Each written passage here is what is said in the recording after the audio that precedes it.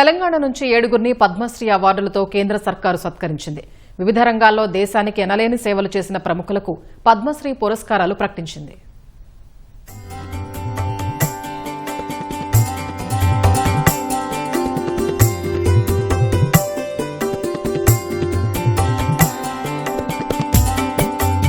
Cancer చికిత్స రంగంలో విశిష్ట కృషికి గుర్తింపుగా అపోలో క్యాన్సర్ సెంటర్స్ డైరెక్టర్, ప్రఖ్యాత radiation oncologist doctor Vijayanand P రెడ్డికి పద్మశ్రీ పురస్కారం వరించింది. దశాబ్దాల పాటు ఆంకాలజీ రంగంలో సేవలందించిన డాక్టర్ రెడ్డి ఆధునిక చికిత్సా విధానాల్ని ప్రవేశపెట్టడం, ప్రపంచ స్థాయి క్యాన్సర్ చికిత్సల్ని సామాన్యులకు అందుబాటులోకి తీసుకురావడంలో కీలక పాత్ర పోషించారు. Doctor Vijayananda Reddy cure foundation వ్యవస్థాపకుడిగా క్యాన్సర్ స్క్రీనింగ్ శిబిరాలు, పొగాకు వ్యతిరేక అవగాహన కార్యక్రమాలు, పాలియేటివ్ కేర్ సేవలు, చికిత్సకు ఆర్థిక సాయం వంటి కార్యక్రమాల్ని నిర్వహిస్తున్నారు.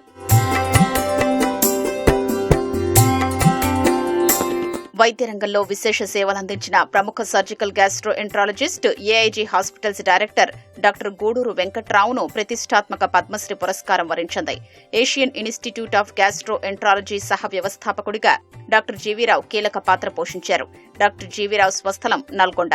ఆయన ఇప్పటి వరకు 12,000కు పైగా క్లిష్టమైన జీర్ణకోశ శస్త్రచికిత్సలు, 16,000కు పైగా ఎండోస్కోపిక్ విధానాల్ని విజయవంతంగా నిర్వహించారు. దేశంలోనే తొలిసారిగా నో స్కార్ సర్జరీ ప్రవేశపెట్టారు. ప్రపంచంలోనే తొలి ట్రాన్స్ ఓరల్ ఎండోస్కోపిక్ అపెండెక్టమీ నిర్వహించిన ఘనత ఈయన సొంతం. లాప్రోస్కోపీ, ఎండోస్కోపీ హైబ్రిడ్ విధానాల్ని అభివృద్ధి చేసి ప్రపంచవ్యాప్తంగా వైద్య ప్రామాణికాలుగా మారడంలో కీలకంగా వ్యవహరించారు.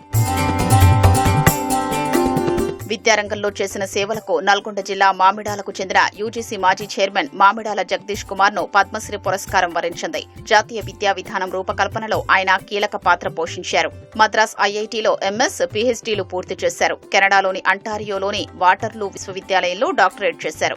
ప్రొఫెసర్గా, వైస్ ఛాన్సలర్గా, యూజీసీ చైర్మన్గా వివిధ విశ్వవిద్యాలయాల్లో బాధ్యతలు నిర్వర్తించారు. పలు విభాగాలకు చైర్మన్గానూ పనిచేశారు. ఆపరేషన్ సింధూర్లో పాకిస్తాన్తో జరిగిన పోరులో డ్రోన్లు, క్షిపణుల దాడుల్ని నిలువరించి భారత్ పైచేయి సాధించడంలో ఆకాశ్ క్షిపణిదే కీలక భూమిక. ఈ ప్రాజెక్టుపై తన సర్వీసు మొత్తం శ్రమించారు డీఆర్డీఓ విశ్రాంత శాస్త్రవేత్త డాక్టర్ గడ్డమణుగు చంద్రమౌళి. ప్రాజెక్టు మొదలైన తొలి రోజు నుంచి డైరెక్టర్గా 2018లో పదవీ విరమణ చేసే వరకు 34 ఏళ్ల పాటు ఒకే ప్రాజెక్టుపై పనిచేసిన వ్యక్తుల్లో ఆయన ఒకరు. ఆయనకు భారత ప్రభుత్వం సైన్స్ అండ్ ఇంజనీరింగ్ విభాగంలో పద్మశ్రీ పురస్కారాన్ని ప్రకటించింది. హైదరాబాద్ కంచన్బాగ్లోని non ferrous materials technology development centre డైరెక్టర్గా ఉన్న డాక్టర్ కృష్ణమూర్తి బాలసుబ్రహ్మణ్యన్ భారతీయ మెటీరియల్ సైన్స్ రంగంలో అత్యంత ప్రభావవంతమైన శాస్త్రవేత్తల్లో ఒకరు. పరిశోధనల ఫలాల్ని సామాన్యులకు ఉపయోగపడే ఉత్పత్తులుగా మార్చడంలో ఆయన చేసిన కృషికి గాను సైన్స్ అండ్ ఇంజనీరింగ్ విభాగంలో కేంద్ర ప్రభుత్వం పద్మశ్రీని ప్రకటించింది. ఇస్రో ప్రయోగించే రాకెట్లలోని క్రయోజెనిక్ ఇంజన్లకు అవసరమైన ప్రత్యేక లోహ మిశ్రమాల్ని అభివృద్ధి చేయడంలో కీలక పాత్ర పోషించారు. ఇది విమానయాన రంగంలో విప్లవాత్మక మార్పులు తెచ్చింది. అందుకే ఆయన్ను మెటీరియల్స్ ఇంజనీర్ ఆఫ్ ఇండియాగా పిలుస్తారు.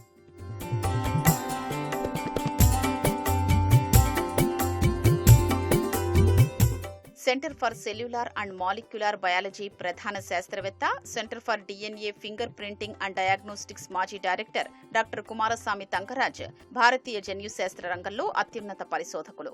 ఆయనకు భారత ప్రభుత్వం శాస్త్ర సాంకేతిక విభాగంలో పద్మశ్రీ పురస్కారాన్ని ప్రకటించింది. గతేడాది చివర్లో ఆయన సైన్స్లో అత్యున్నత పురస్కారం విజ్ఞాన్ శ్రీని రాష్ట్రపతి చేతుల మీదుగా అందుకున్నారు.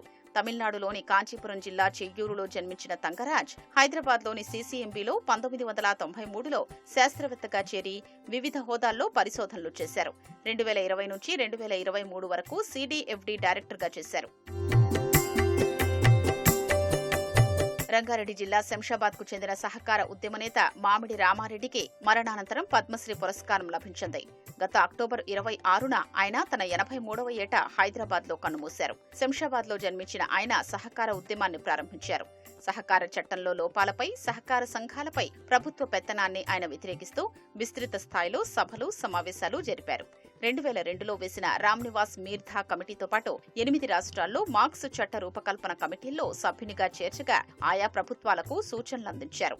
తెలంగాణలో ఆయన ఏర్పాటు చేయించిన సంఘాల్లో 2,69,000 మంది సభ్యులు ఉండగా 570 కోట్ల రూపాయల వాటాధనంతో అవి నడుస్తున్నాయి.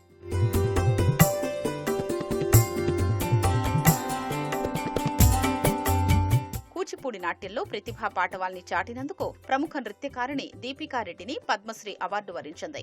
6 ఏళ్ల వయస్సులోనే నేర్చుకోవడం మొదలుపెట్టి 11 ఏళ్ల వయస్సులోనే ప్రదర్శనలు ఇవ్వడం దీప ప్రారంభించారు. 5-10 వయస్సు దాటినా ప్రదర్శనలు ఇచ్చి కూచిపూడి కళాకారిణిగా తనకంటూ గుర్తింపు సాధించారు. ఆంధ్రప్రదేశ్ ప్రభుత్వం నుంచి కళారత్న, తెలంగాణ రాష్ట్ర అవార్డు, కేంద్ర ప్రభుత్వం నుంచి ప్రతిష్టాత్మక సంగీత నాటక అకాడమీ వంటి పురస్కారాలెన్నో అందుకున్నారు. తెలంగాణ సంగీత నాటక అకాడమీకి చైర్పర్సన్ గాను పనిచేశారు. 2000 సంవత్సరంలో దీపాంజలి పేరుతో ఓ సంస్థను ప్రారంభించారు.